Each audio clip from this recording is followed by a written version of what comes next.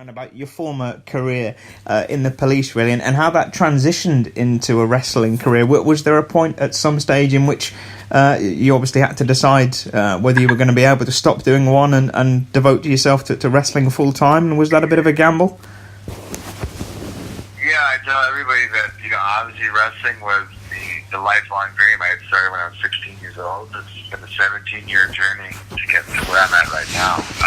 But WWE is such a high mountain to climb, and even when you're in it, there's still plenty of mountains to climb. So I tell everybody that, I've always had this dream, and, when I close my eyes, I can see this dream. I can see this very vividly. I can see myself competing on pay-per-views and doing media calls like this, and traveling. I could see it when I closed my eyes. But when I opened my eyes, I didn't see it. Reality would set in. Real life problems, money, health, sick family members, college, everything. Real life, everyday stuff. Would eat up your day. But I always would chase this dream on the side. And eventually, I thought this dream wasn't gonna happen. And, it was kind of like 1 foot in, 1 foot out with it. And an opportunity came up to be a police officer. And I actually had another friend, another independent professional wrestler at the time.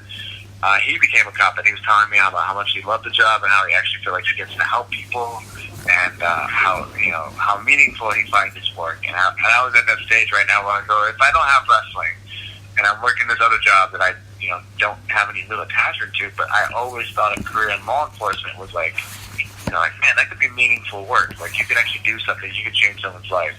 And that was it, I went into it, with the intention of making that my career, and retiring when I was, whatever, and, having a full law enforcement career. But for some reason, I just couldn't let go of wrestling. So even while I was a police officer, I would do independent wrestling shows on the side, and that was a very crazy schedule.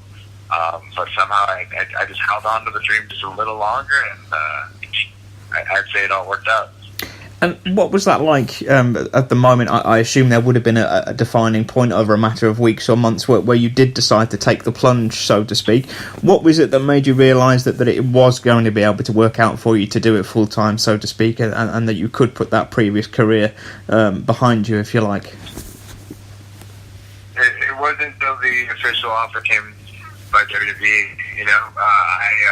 I was working as a cop the entire time. When I was doing the Cruiserweight Classic stuff, the NXT stuff, and, on the side of that, I was doing independent wrestling shows. I would do a show at 9 p.m., and I would have to jump in my car and race to the police station to make it by 11 p.m., where my shift started. So I would always show up to the, roll call. Roll calls where all the cops sit down, we go over the day before we go, and I'd always show up a minute, I had 1 minute to spare, and I'd slide into my chair and I'd be sweaty and I had a black eye and I'd look obviously disheveled, and everyone's like, well, what is wrong with this kid? Why is he always looking like this? And they had no idea that I just came from an independent wrestling show. But I left the law enforcement career behind.